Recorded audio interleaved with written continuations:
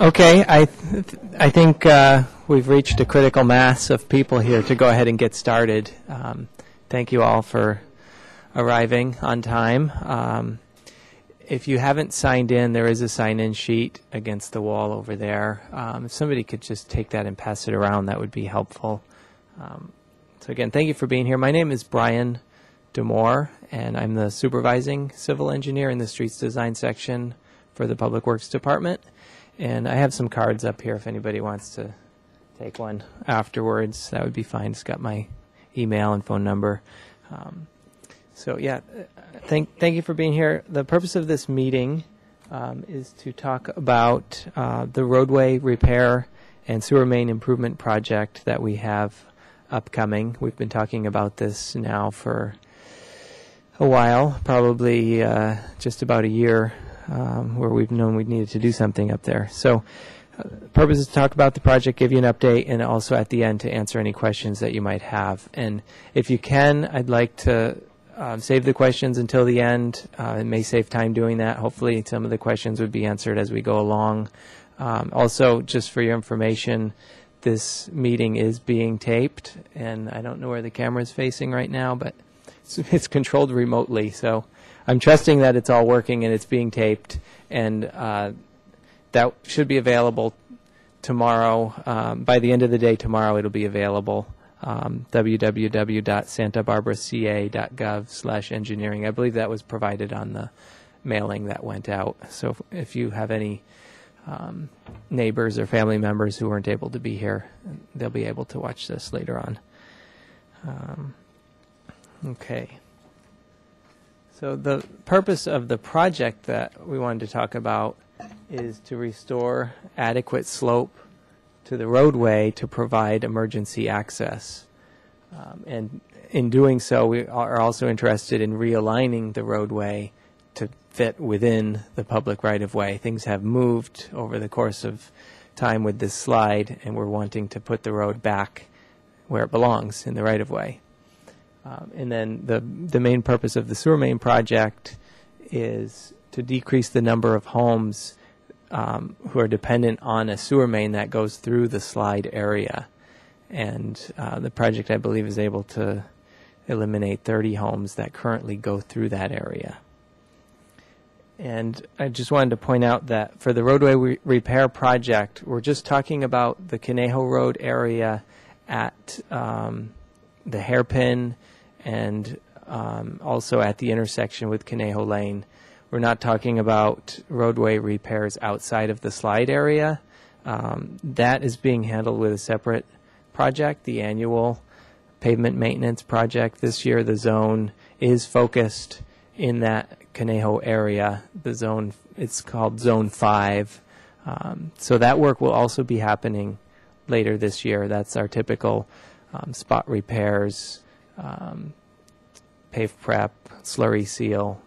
So there'll be a lot of work happening in addition to what we've already seen with our own streets crews out there this winter and spring.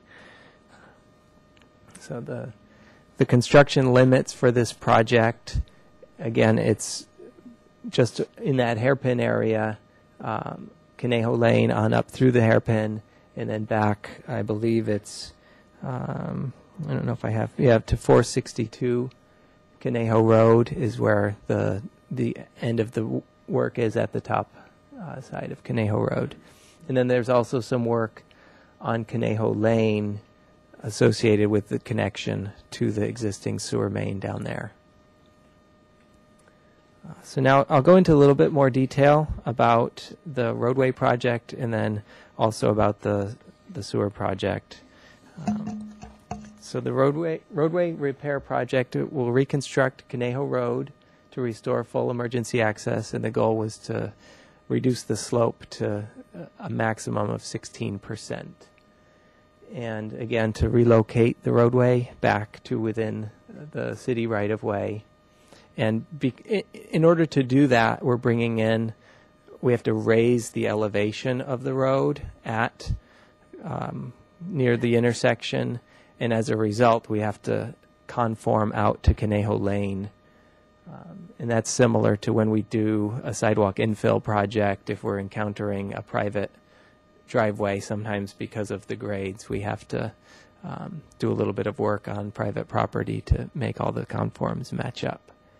And then also associated with this, we're going to be improving the drainage, capturing any street drainage with asphalt berms and directing them to the storm drain down, the newly installed storm drain down at the bottom by the hairpin turn and Conejo Lane.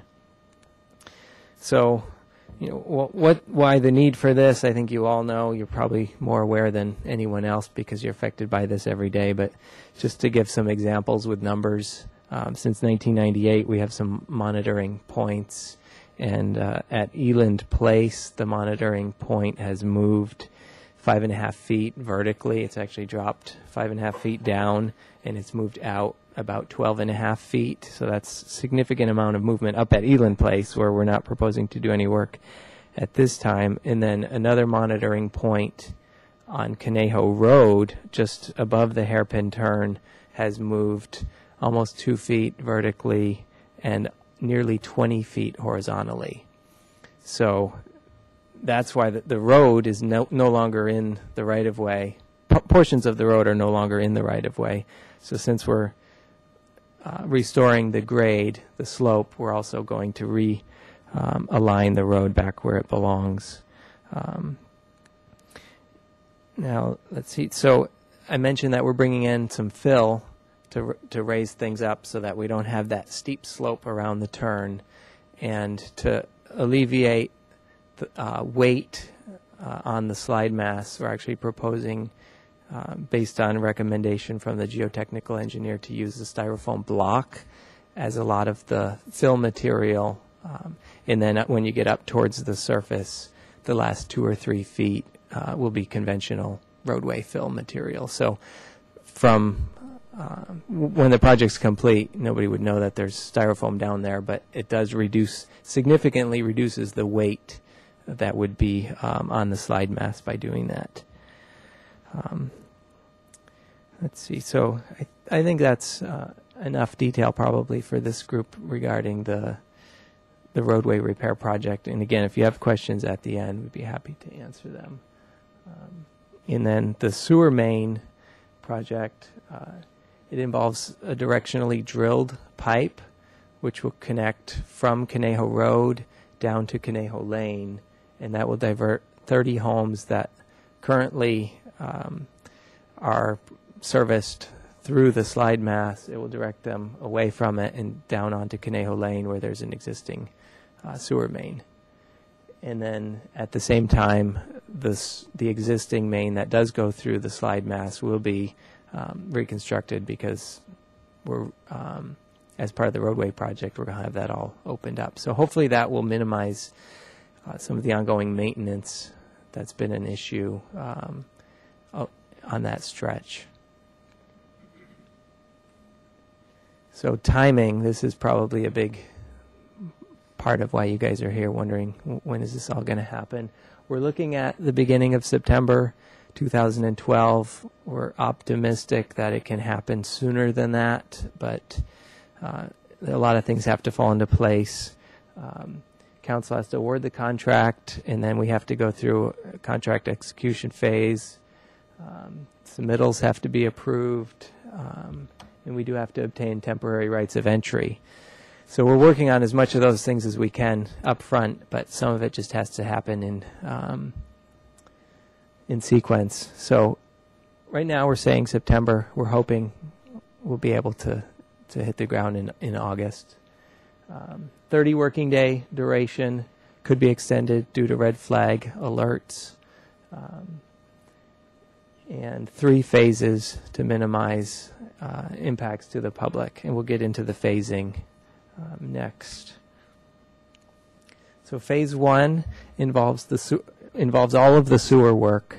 It's the sewer line, the new sewer line, the directionally drilled pipe connecting Conejo Road to Conejo Lane, and the reconstruction or the reinstallation of the, is that correct, of the existing sewer main that goes around the hairpin. At the same time, the roadway construction will begin, and this phase is limited to the area just above the Conejo Lane intersection. So Conejo Lane would be accessible throughout this phase, and it would continue on up to, what did I say last time, 462 Conejo Road. So this is phase one. We expect it to take about 2 weeks to wrap up all of that sewer work and to do as much of the road work within that area as we can. One of the things we wanted to talk about here in this meeting is access. There's going to be a couple of homeowners that need to have access, and we will have a major road reconstruction project happening right out in front, and we just want to talk about how that's going to work out. Right now we're planning in our specification to tell the contractor that they need to maintain some form of access. It won't be a roadway, but there'll be a time when all the asphalt's torn off and there might just be a base layer, gravel laid down. But we're going to do as much as we can to accommodate any residents within that green area that need to have access. And we'd be happy to talk specifically with those homeowners. Now, phase two is basically the same thing as phase one minus the sewer work. And we anticipate that to be 3 weeks. Now, depending on how good the contractor is at overlapping work, this could be reduced if a lot of that's done during phase one. So this is just roadway repair from the intersection on up to 462. And then the final phase, phase three, we're anticipating to be 1 week, 5 working days, and that is at the Conejo Lane intersection. And right now, the way we've designed the specification is that the contractor will have full access to that intersection from 8 a.m. to 5 p.m. There would be no private access up through Conejo Lane during the day, during those working hours. But at night, they would have to grade it. It would be roughly graded. Hopefully, it'll be better than the existing condition during those few days of major construction in that area. So residents would have to plan to get out of there before 8 o'clock, come back after 5, or else park on Conejo Road and walk to their home during that time for those few days. That's the final phase. And then we have a detour plan here. I think you guys probably know how to get around if certain sections of Canal are closed. It's happened before. But there'll be other people, deliveries, different people going through there that need to know how to get around. So I believe, that was the last slide. So it wasn't a whole lot, but I know you guys probably have questions, and we really want this to be more of a working meeting and try to make this all work out for you. And I think some of the key slides will be going back to these phasing diagrams and making sure you understand what's going to happen when it's going to happen. And you may not be in love with the project, but hopefully you support it and understand that it needs to happen. So we'll do the best we can to accommodate your needs during construction. So with that, I'm available for comments, and depending on what questions you have, I may defer to, we have Dave Rundle here. He is with Penfield and Smith, and they were the lead designer for both the roadway repair and sewer main improvement project. We also have a bunch of other staff here who have been highly involved in the project. So I'll ask you to ask questions, and I'll try my best to repeat the questions so that it'll be most useful for people who watch the video, and then answer your questions. So I think we have a question in the back. Yes? You said that the slope is supposed to go to 16. What approximately is the current slope? So the first question was, what is the current slope?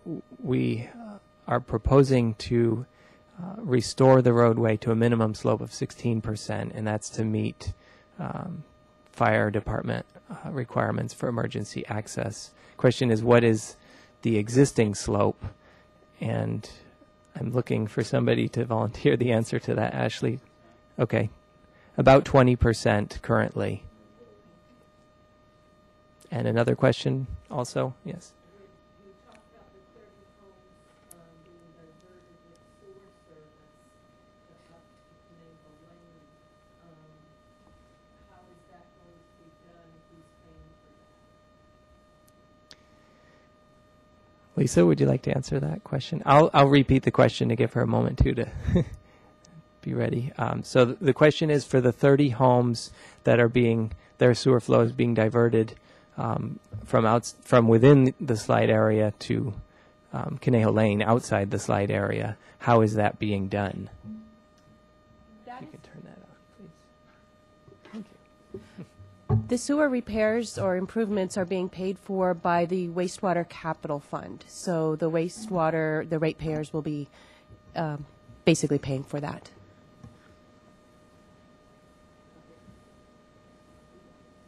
Wait, can you repeat that? I'm not sure. The ratepayers, so where are the ratepayers? Correct.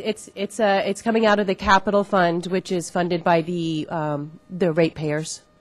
Okay, but it's coming out of a capital fund. It's not coming. No, it's not coming out of your specific water bill, if that's your question. It's from our specific water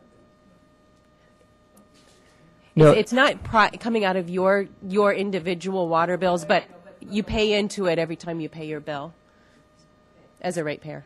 so do I. And how do we know what 30 homes? Is there a website we can go to figure out what 30 homes you're talking about? We do have it mapped, not with us. We could provide you with that if that was important to see what homes were being diverted. In essence, the people who are being diverted won't even know because that their alignment has changed downstream. It should be seamless with the potential a little bit of interruption in their service, but it will be seamless to the people upstream. Are those 30 people going to have to be, are they going to have to be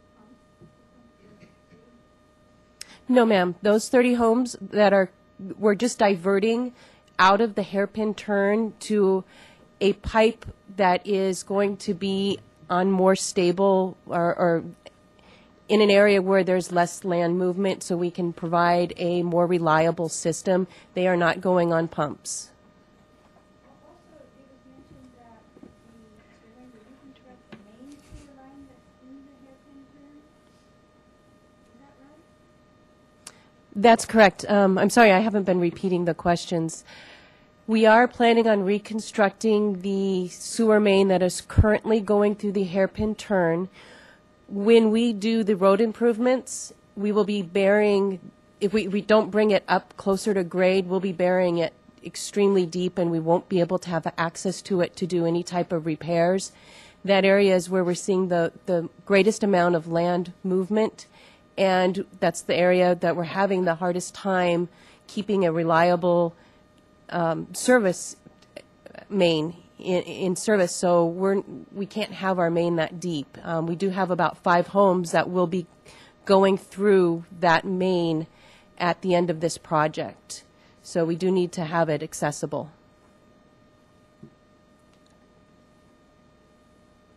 So just to follow up on that, the homes that were previously proposed to have pumps are now going to have their own gravity system that will go through hairpin turn. Currently, there are going to be 5, with this project, there will be about 5 homes that will stay through the hairpin turn. We are looking at ways to get every possible house diverted away from the hairpin turn onto a gravity or pump system that would be far easier and more reliable for us to maintain. So there are those 5 homes that we still need to continue working with the property owners to find a good solution for them so they're not through the hairpin turn.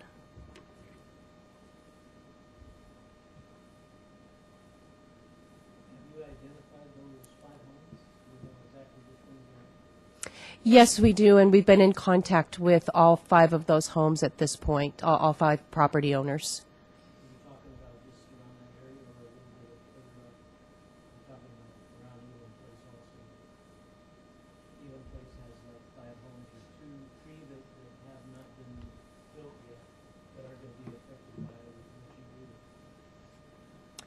That's correct. I'm talking about the 5 homes that are currently on the system. If there are homes that are not currently on the system, when they go through the building process, we will work with them to find a reliable service connection.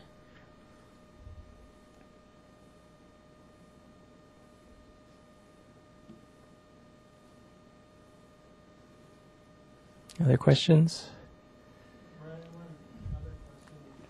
The 9-hour time frame closed Canal Lane in the last phase of construction seems like a pretty big burden. I've seen far more complicated, significant projects in like the national parks where engineering contractors will open the road for 15 or 20 minutes every 2 or 3 hours to let people go through that need to. Not everyone's on an 8 to 5 schedule. You've got babysitters coming, you've got people with assisted care, special needs. I'm not sure that 9 to 5 shutdown of the lane is really appropriate for 17 or 18 homes. Comment on that? Yeah, I'll repeat that, and I appreciate that comment. Actually, that was one of the main reasons we wanted to have this meeting. So the comment is concern about the proposed closure for Phase 3, which I'll show again here. For Phase 3, the closure to Conejo Lane, which currently we're proposing from 8 a.m. to 5 p.m. There would be no access for residents to Conejo Lane, and there's concern that that's just not going to be acceptable for some people who do need to get in and out throughout the day. And yeah, we'd like to talk more about that. I'd like to hear from some of the residents, and if there's even just a few people who that's going to be a hard thing for them, we can talk to Penfield and Smith and see if it's feasible during construction to have a window, even if it was just a lunch hour window where people could get in and out. If that would work better, it may draw out the construction duration a little bit. We're really trying to keep it within one work week. If we think that can still be done and have access at one point or 2 points, depending, I'd like to hear if there's a strong preference on that. We're definitely flexible. Well, I have tenants at 435 Canal Lane, and none of them are all 8 to 5 schedule. It'll be a hardship for them. Okay, so yeah, we're hearing that it is indeed going to be difficult if we stick to the 8 to 5 for some of the residents. Dave, do you have any comment on how that would work out during construction? Well, there's going to be 3 basic processes in the roadway Oh, area. yeah, They're we going to should- come in and demolish pavement I can there. repeat it. Once all that's broken up and hauled off, we'll go back in and grade it to approximate slope that the intersection's going to be at. Once that's done, grade it, pack it, That fill it. long. Once that's done, we bring an aggregate base and put down about 8 inches, thick layer of base, pack that. I think you can, yeah. And once that's in place, then they'll pave it. So, I'm sorry.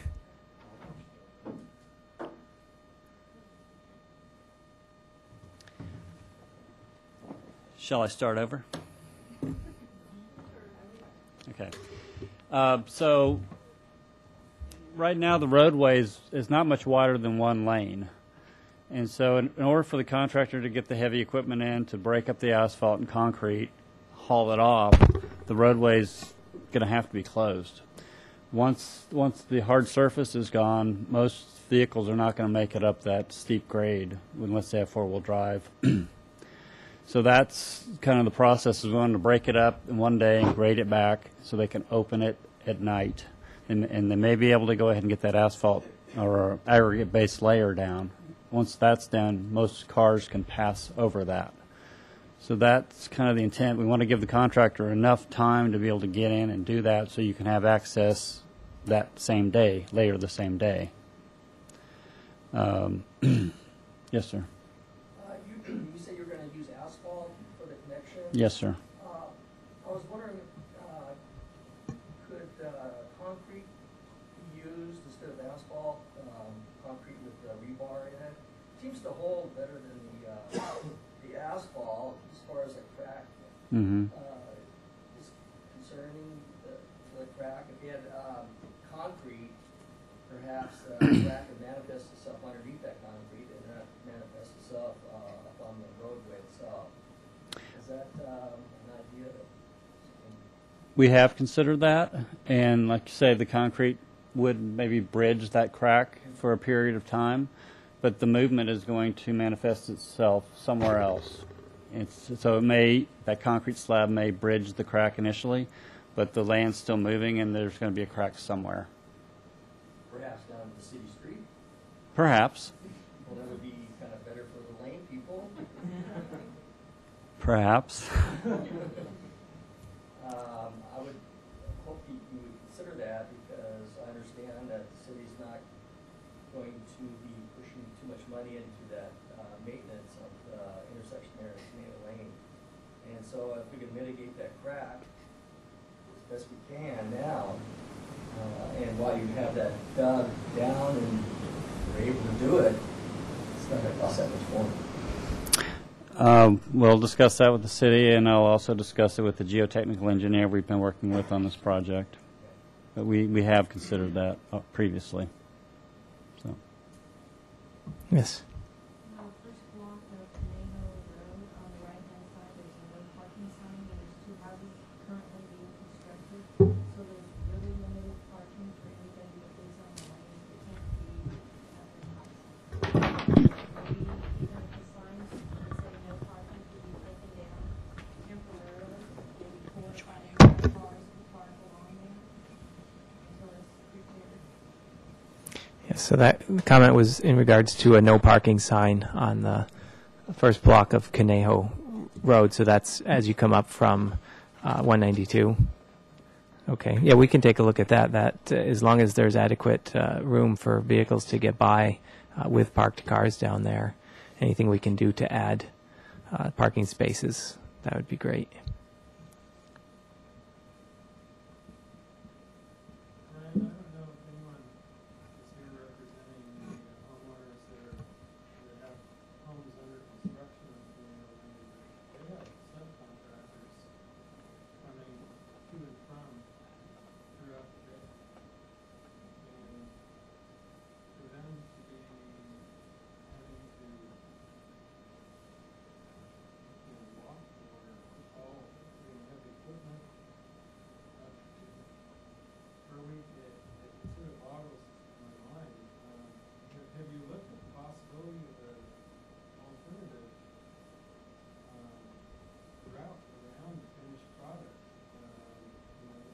Cutting through Jim Del Monte's lot there in the airport, and essentially and perhaps getting easement from Jack Murphy, who's got a vacant lot there next to Del Monte, and essentially being able to drive on a temporary access road while that work is being done on the permit. So the comment is regarding the possibility of constructing temporary vehicle access to Conejo Lane during construction of the Conejo Lane, or during construction of the Caneo Road improvements, the conform at Conejo Lane. And I believe we did look into that, and it's just between the slopes and the narrowness of Conejo Lane at the top. There's just no real way of providing adequate access. That's going to be something that the city would allow and stand behind. And there was also a retaining wall on the one property that kind of precluded access through there. Right.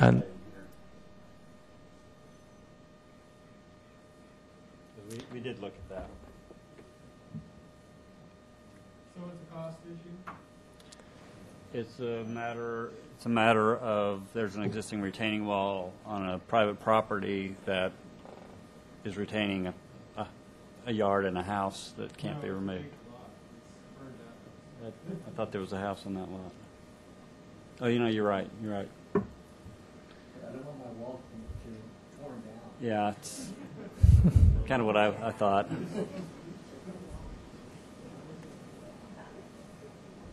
Yes.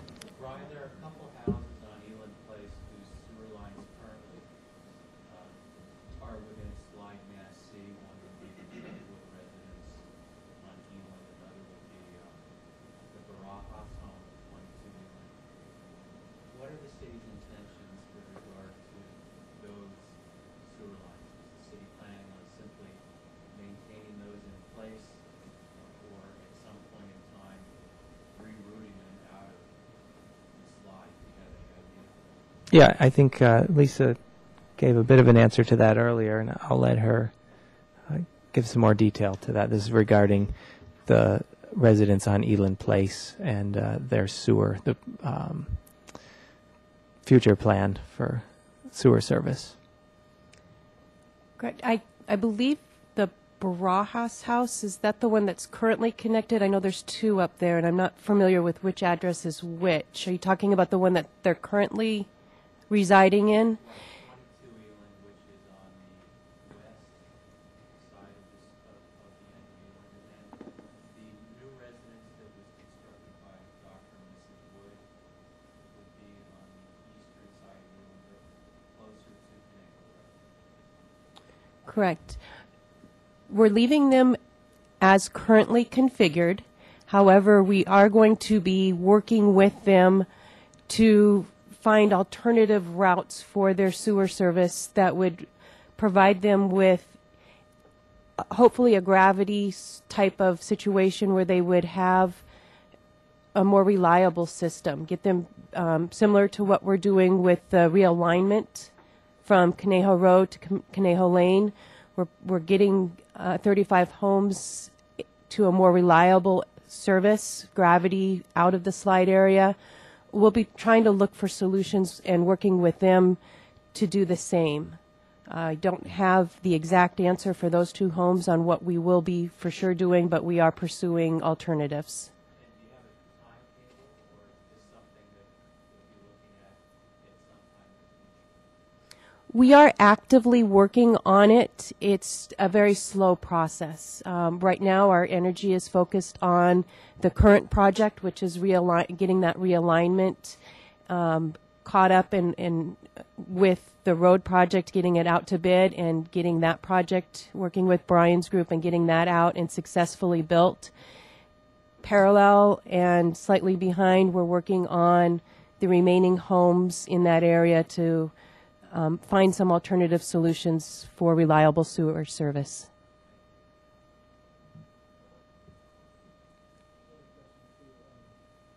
Goes back down to the drainage system that we were talking about earlier.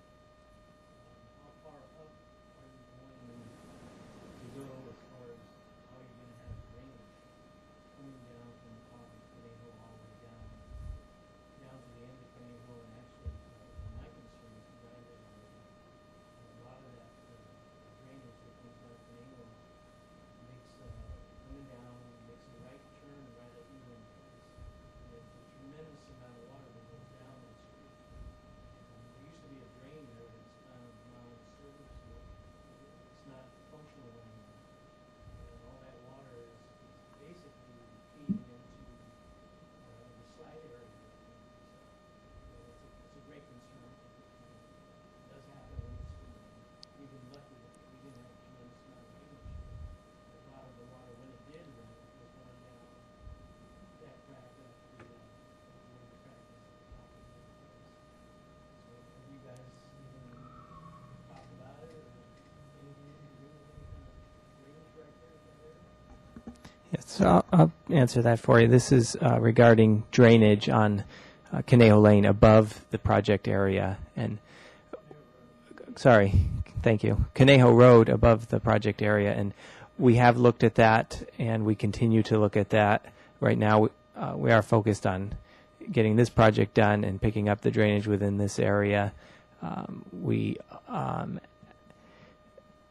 appreciate hearing about this because we don't always know what the drainage is doing, especially in an area that's moving, and that's something that we can definitely take a closer look at. We want to keep the roadway drainage going into storm drains, if at all possible, in this area. So if there's an area that used to drain properly and it's not currently, we'd like to get that corrected.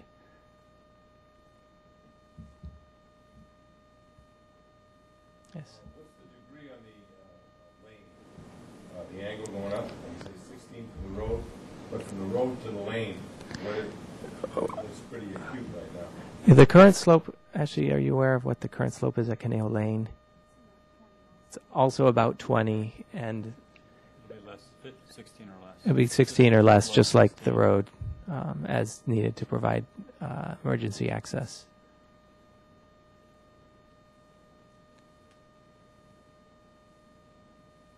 Yes.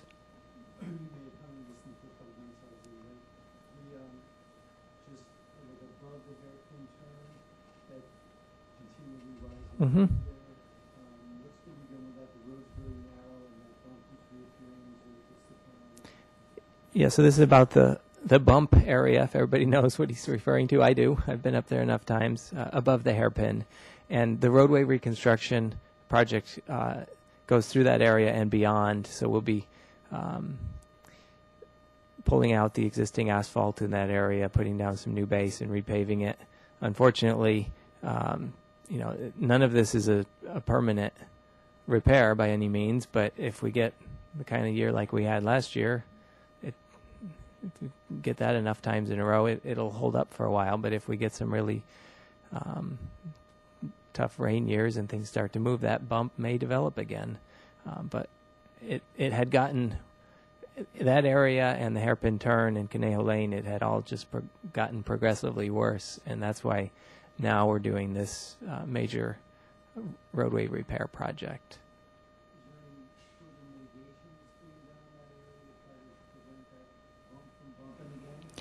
Well, we had, with Penfield and Smith, earlier in the conceptual design phase for this project, we looked at different alternatives for restoring the roadway, and the prices to do work other than what we're proposing was in the range of like $3 to $8 million, because the slide, the slip plane on this slide is at a depth of 25 to 50 feet down in this area. Up at Eland Place, it's down to 75 feet.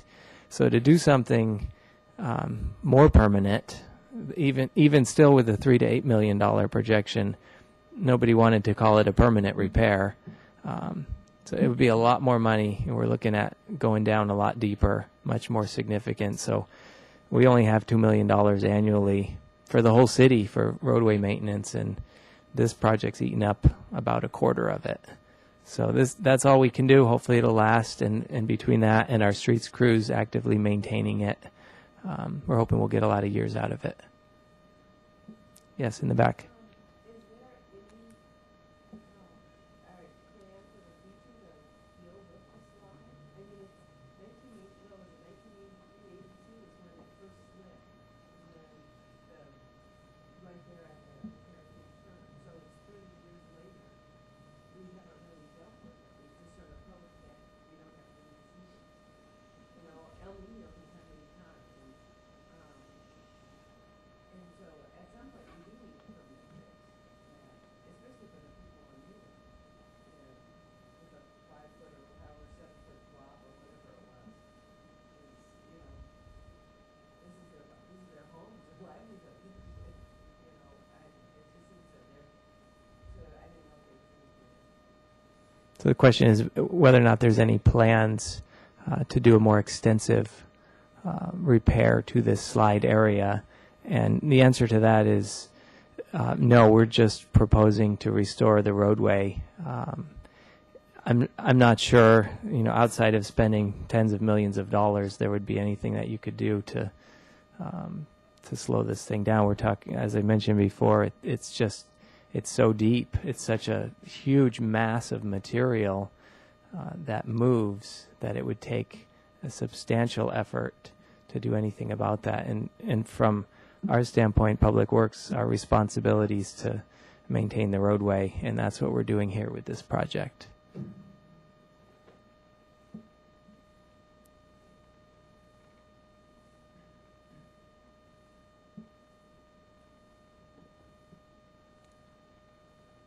Yes. I have a question. I'm right there on the curve, and you said that it's been a 20-foot horizontal movement in the past 10 years?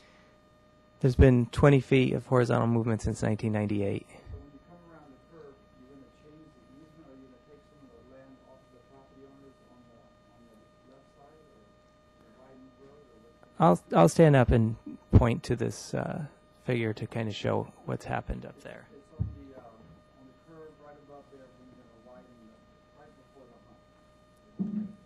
Here? Yeah, on the other side. So right in this area, the roadway, the boundary of the slide is right about here. And from that point down, the road shifted in this direction. It's actually moved outside of the city's right-of-way, which is right here, and the roadway comes outside of that. So we're just going to remove the asphalt that's moved outside of the right-of-way and reconstruct the road, put it back into the right-of-way. So it's a shift of, do you know, Dave, roughly how many feet it's shifting over? About 12 feet. 12 feet. But the whole land mass is shifted. I mean, the whole lot, the whole property is shifted. So if you do a GPS, you're actually, your property is not where you actually are. And the road is actually moved too. So Yeah. you're going to take land off of the property. No, there won't be any roadway work done on private property. You said a 20-foot easement or something, or 20-foot movement. Yeah, things have moved. Maybe somewhere. Where is that point? It's somewhere around in here. There's a monitor right there. Yeah. Maybe 10 years from now, the whole road will be. Yeah, everything in this area is sinking down, sliding out. So So they won't take any property, any easement on the left side. over here, Yeah. no.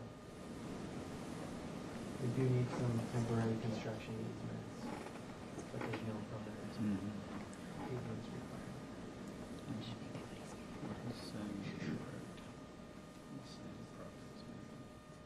Yes. How do you widen the road without actually taking the property, private property? The question is, how do you widen the road without taking property from private property owners? And the answer is the roadway width is much narrower than the right-of-way width. So above that hairpin turn, the roadway is, do you know how narrow that is right now? Maybe 10 feet. It's about 1 lane wide. But the right-of-way width is actually 40 feet wide. So there's 40 feet of city property in that area that we can work with.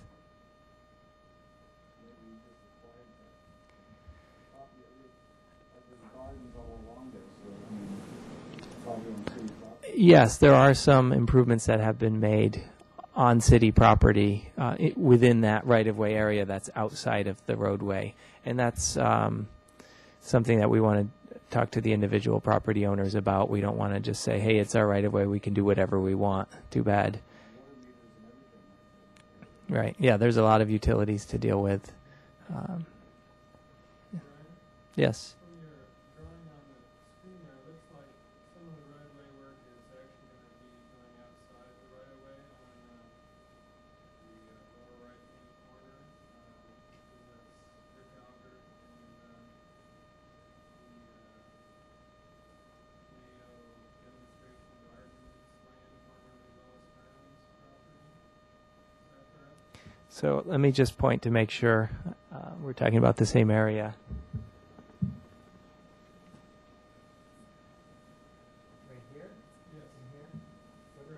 Yeah, currently the road, because things have shifted, the road has moved outside of the right-of-way.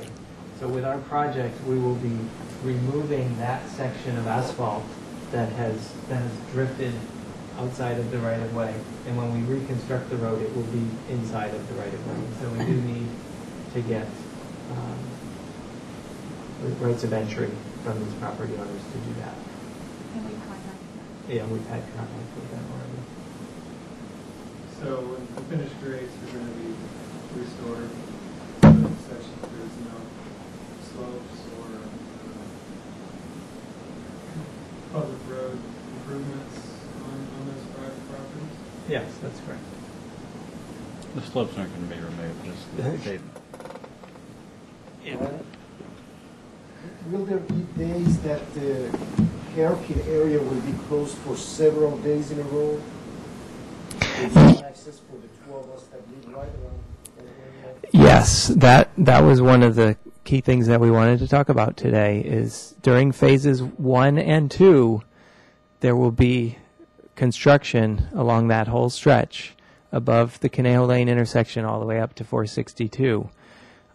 So we know that's going to be difficult for you and for your neighbor, and we want to make sure that some form of access that's acceptable we're able to provide, and then it works with the contractor. It doesn't tie them up that things end up taking longer than they need to. And I'm forgetting how we have this currently worded in the spec. Are we saying at the end of the day to be roughly graded, or just no? So you'd have to park up at 462, outside of that green area, and walk down. There's really not much space there. It's a very narrow road. We went through that, a couple of years ago, and it was very difficult. Mm-hmm. And also turning around in that area, Yeah. U-turn is almost dangerous.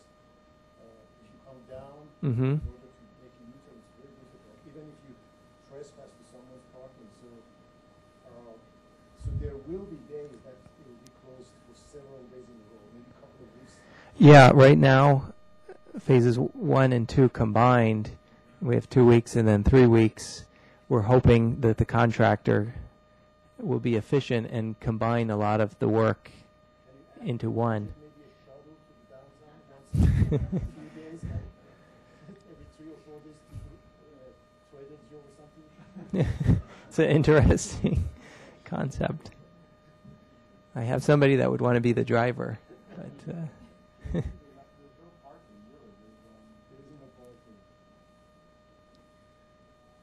we can take a closer look at that and meet with you specifically on site if that would help to try to. Well, personally, I don't care even if it's 3 days, but if it's 3 weeks, it's a little difficult because then you have to plan for so many things, for 3 weeks or 2 weeks. Yeah, it's going to be. It's very reasonable. It will be more on the order of magnitude of weeks and not days. So I think it would be good to meet with you and make sure you know what it's going to be like, and if that's going to be a problem, if there's any way we can accommodate that, we want to try to make that happen. So.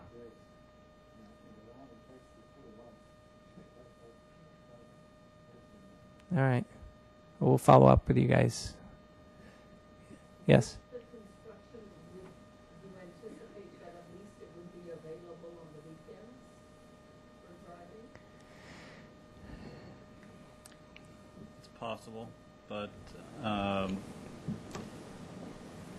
there's going to be times, there's probably a weekend or two that it's not going to be possible, and other times it will be. I mean, they're going, like I say, they're going to demolish the road, they're going to regrade it, you're going to put the asphalt or the aggregate base down, and once that's down, then it should be accessible. In fact, it probably can be accessible for most people with just dirt down. But there's going to be a period of time when, for probably at least 2 weeks, then it's not going to be accessible through there. Yeah, and I guess the good news is between these phases 1 and 2, the fill that's being brought in, that styrofoam that I had mentioned, is down lower, and I think they can focus a lot of their work early on to that uphill area and try to get your access restored on the earlier end of those 2 phases. So hopefully you'll be able to get in before phase 2 is actually complete.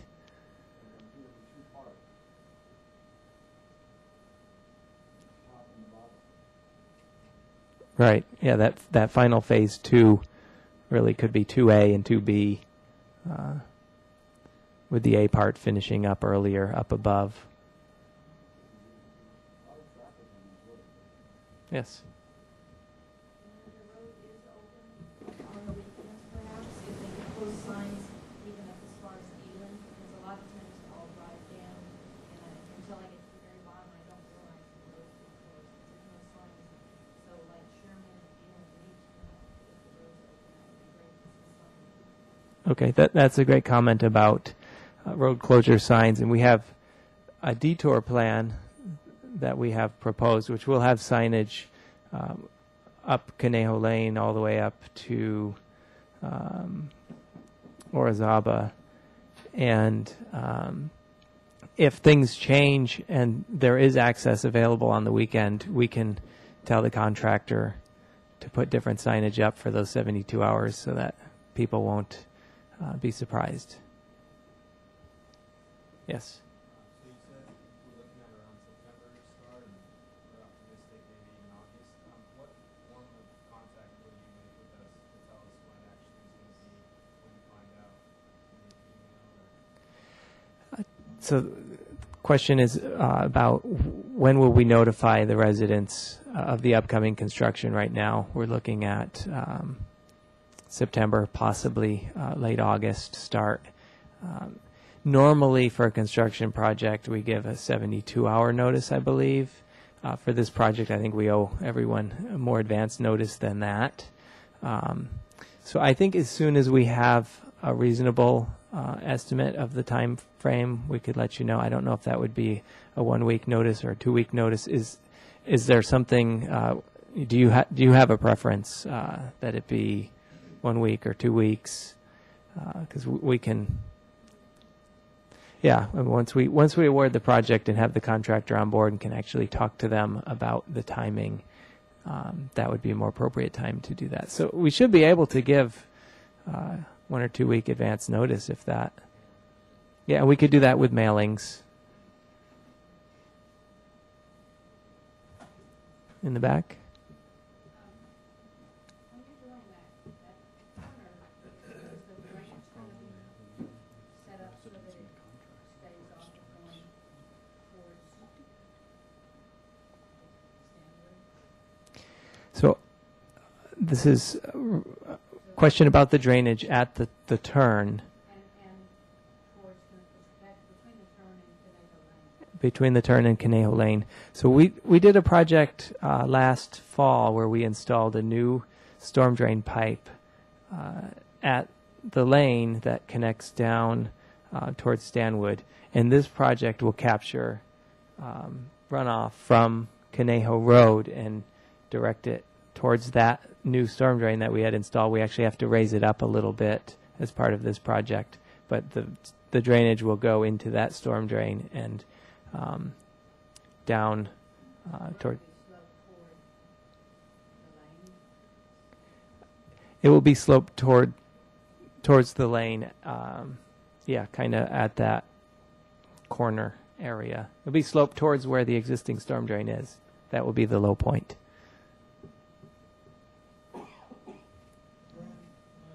Question about schedule. Previously, when we met last night, the engineering drawings were going to be completed essentially now and go out to bid. Are they complete? And are they going out to bid shortly? So this is a question about the bid schedule or the schedule to get this in towards construction. And right now we have 90% plans from Penfield and Smith. The city's currently reviewing those plans and specs, and we are planning to get this out to bid in the next couple of weeks. And then opening bids, I think is scheduled towards the end of June.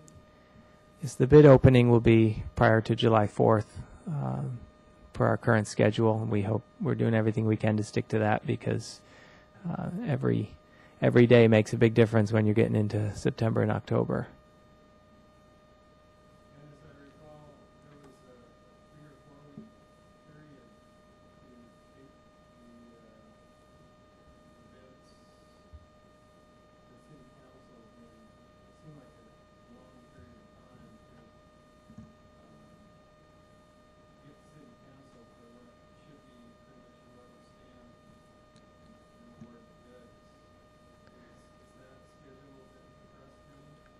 So once the bids open, we do have to evaluate the bids, and then we put together a council agenda report to award a project to the lowest bidder. And due to the size and scope of this project, we do need to take it to council. We're hoping that we can evaluate the bids and submit a draft council agenda report right away, that we can do a quick turnaround on that. At best, it's still a 2-week process. Worst case, it can take 3 or 4 weeks. But we're also hoping that we can start to work with the contractor. Normally, we don't have any real contact with them other than confirming that they're on board to do the project until after council has awarded it. But we're looking at options where we can actually start to do some of the upfront work that normally happens after council. So we're exploring everything we can to save some days on the schedule. Yep.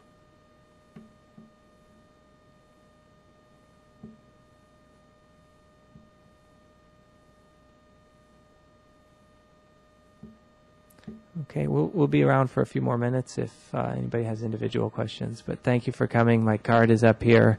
Feel free to give me a call or email. And if you didn't sign in, I don't know where that sheet has ended up, but it's probably still up against that wall. If you could sign in, that would be helpful. Thank you.